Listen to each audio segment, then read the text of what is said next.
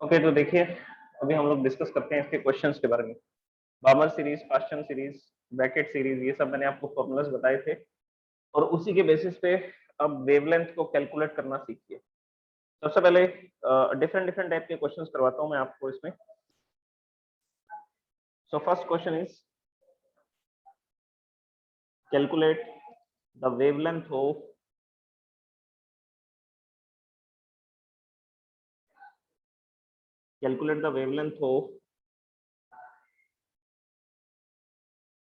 first spectral line H alpha of the hydrogen atom of the hydrogen spectrum या hydrogen atom, hydrogen spectrum।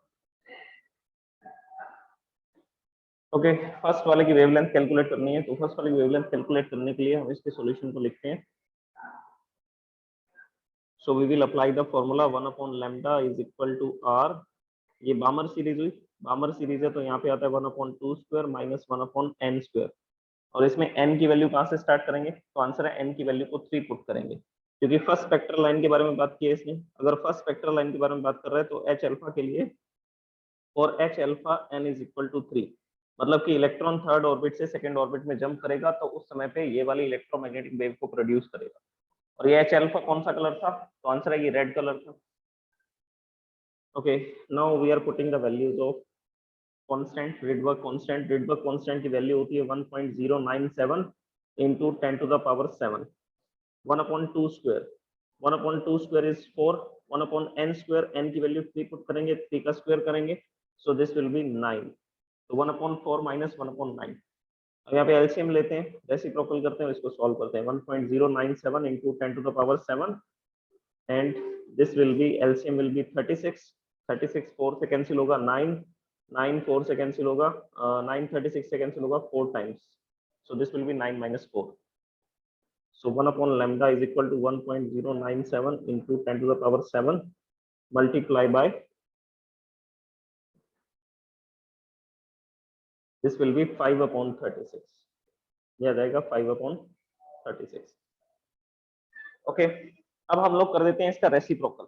Reciprocal तो करना ही पड़ेगा क्योंकि ये 1 अपॉन लैम्डा है, हमें किसकी वैल्यू फाइंड करनी है, हमें तो लैम्डा की वैल्यू फाइंड करनी है, वेवलेंथ कैलकुलेट करनी है। So after reciprocal this will B 1 upon 1.097 into 10 to the power 7 multiply by 36 upon 5। Okay, अब इसको सिंप्लीफाई करते हैं। 10 to the power 7 अपस्टेयर्स में आएगा तो -7 हो जाएगा and this will be 36 into 10 to the power -7। Divide में क्या रह जाएगा, डिवाइड में रह जाएगा 1.097 into 5। अच्छा, अब इसमें हम लोग क्या करते हैं, इस पॉइंट को भी हटा देते हैं। ये पॉइंट को हटाएंगे तो यहाँ पर मल्टीप्लाई में 1000 कर देंगे, 1000 कर देंगे, या आप लोग लिख सकते हैं 10 to the power 3। तो 10 to the power 3 और 10 to the power 7 करेंगे तो बेसिकली क्या हो जाएगा, ये this will become 10 to the power -4।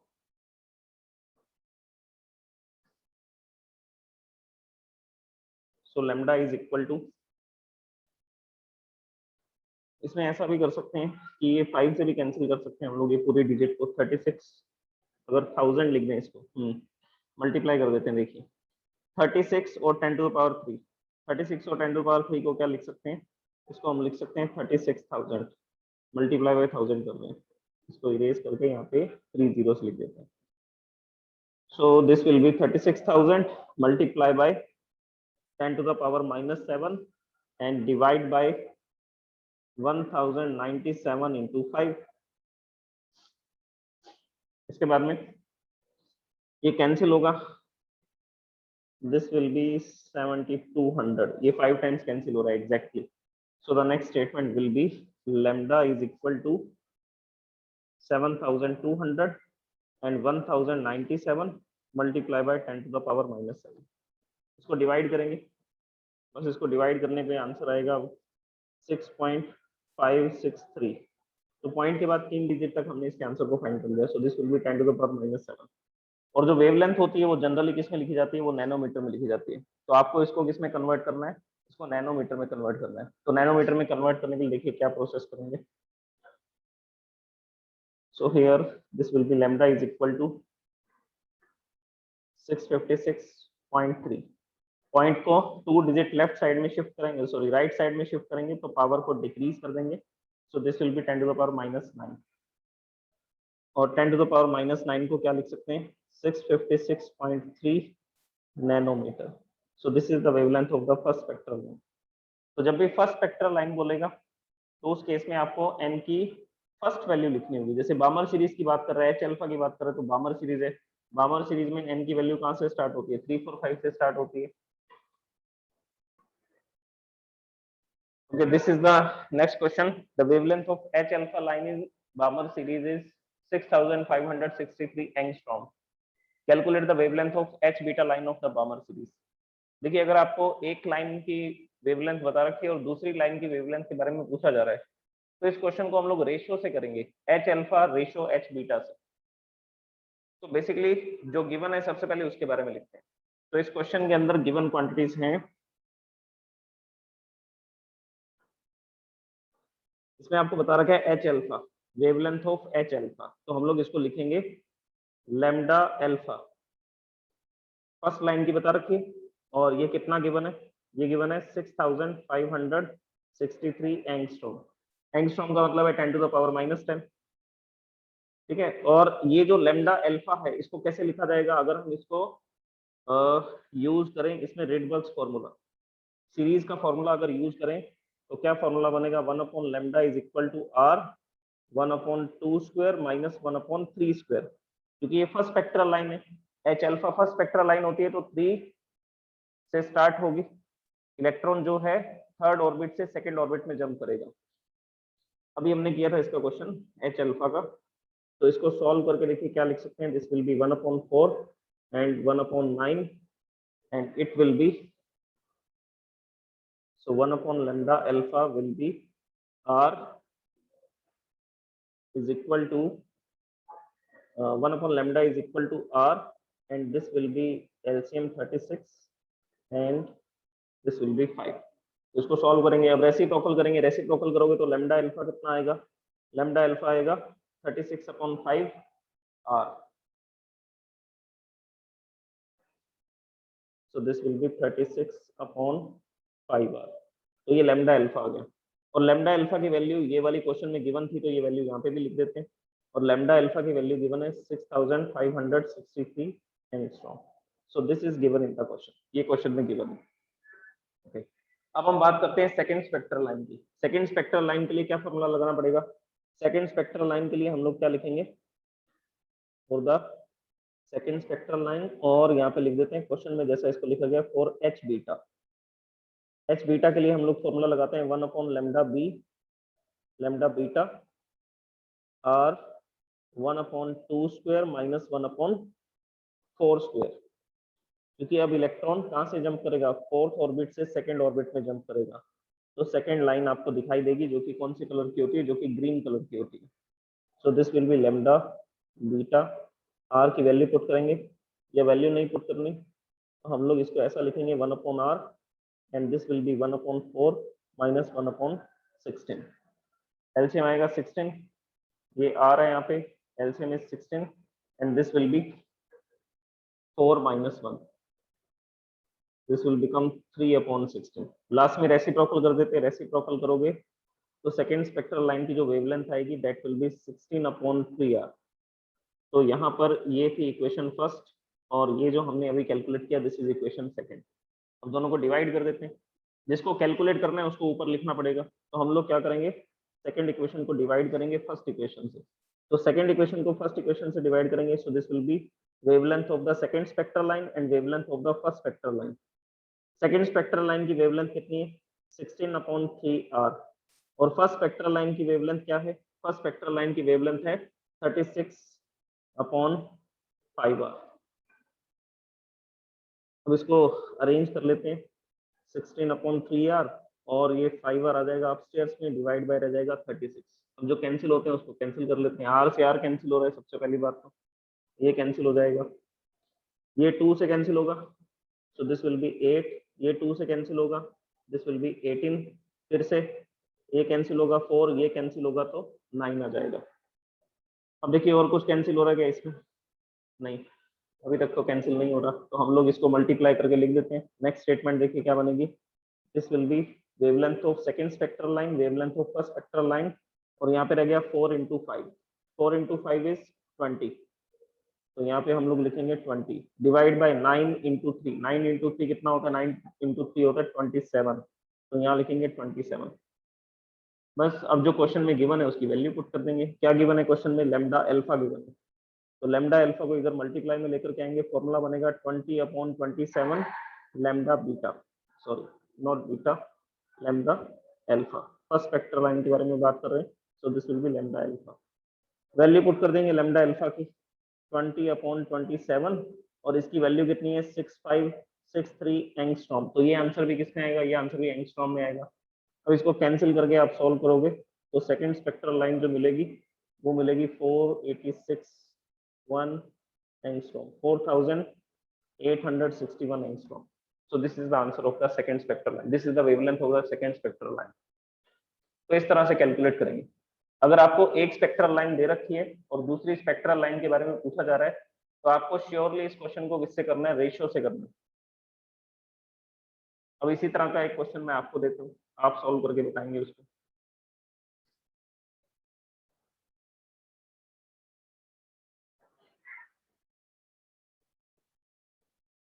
इसमें शॉर्टेस्ट और लॉन्गेस्ट वेवलेंथ के बारे में दिया गया एक क्वेश्चन के अंदर। The question is calculate the shortest and the longest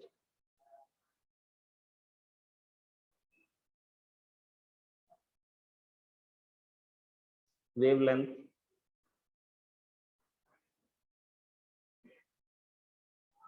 of the Lemon series.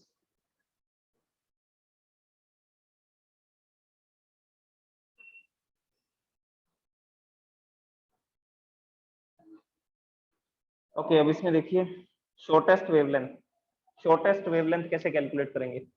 Shortest wavelength का मतलब होता है कि सबसे लास्ट स्पेक्ट्रल लाइन जो आएगी, और सबसे लास्ट स्पेक्ट्रल लाइन कब आएगी, जब इलेक्ट्रॉन इंफिनिटी से फर्स्ट ऑर्बिट में जंप करेगा। देखो ये कौन सी सीरीज है, लेमन सीरीज है, तो बेसिकली इसके अंदर हमने ये पढ़ा था।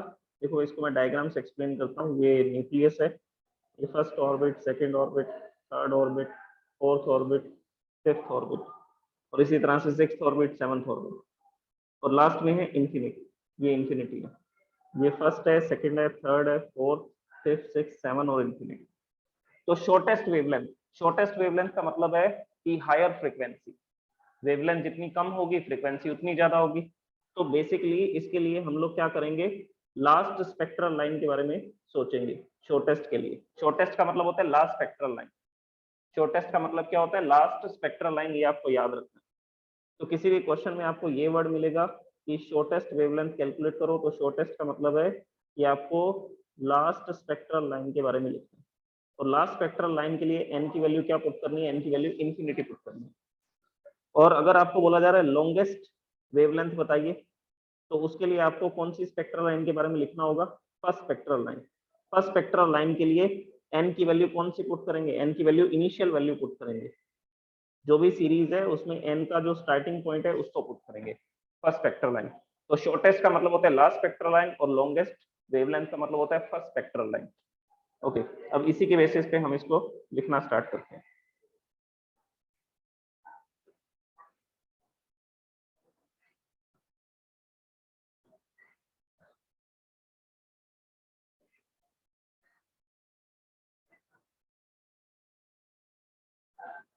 सो हियर यहाँ पे लिखते हैं for shortest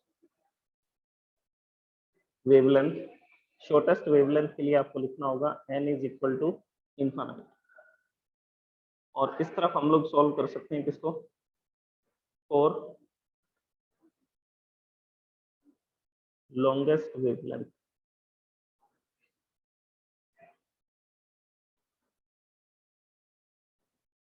for longest wavelength n is equal to 2, n की वैल्यू क्या पुट करेंगे, 2 पुट करेंगे।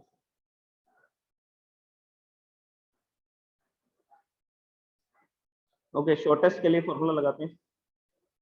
शॉर्टेस्ट के लिए फॉर्मूला लिखेंगे 1/λ। शॉर्टेस्ट है तो इसको एस से लिख देते हैं, लैम्डा एस लिख देते हैं ताकि डिफरेंशिएट हो जाए। और लॉन्गेस्ट के लिए बात कर रहे हैं तो लैम्डा एल से लिख देंगे लॉन्गेस्ट।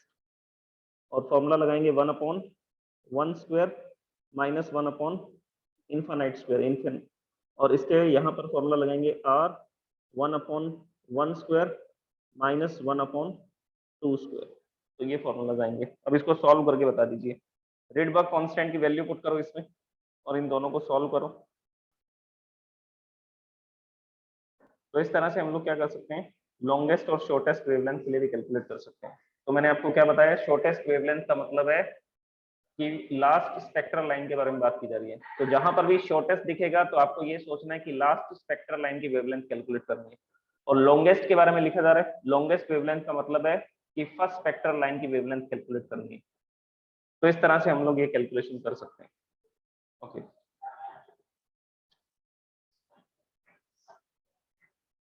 लीजिए।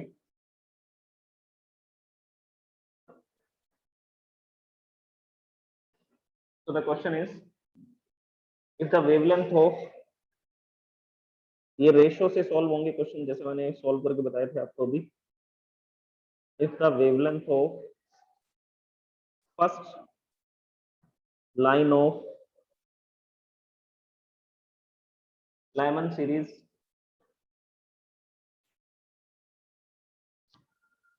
in hydrogen spectrum is 1 to 1.5 angstrom, then calculate wavelength of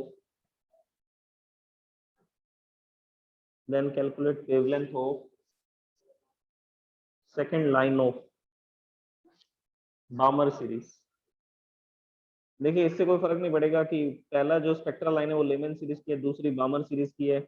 आपको तो फॉर्मूला अप्लाई करना है ना, और इस तरह के रेशियो बनाने हैं। देखो ये मैंने भी क्वेश्चन करवाया था। तो आपको तो ये फॉर्मूला बनाना है, आर की वैल्यू पुट नहीं करनी है।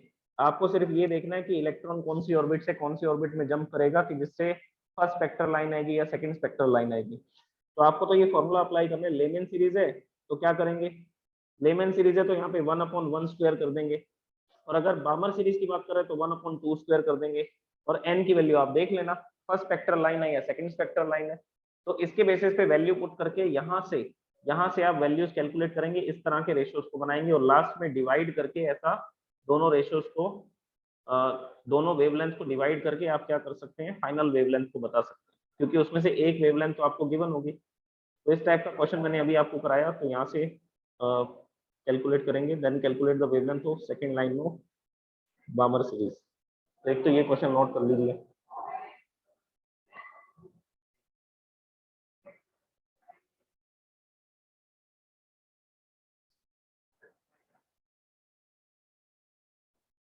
एक इसमें सेकंड स्पेक्ट्रल लाइन दे रखी है और फोर्थ स्पेक्ट्रल लाइन के बारे में पूछा गया। तो ऐसा क्वेश्चन तो ऑलरेडी करवा दिया मैंने, तो दोबारा उसको डिस्कस करने की जरूरत नहीं है।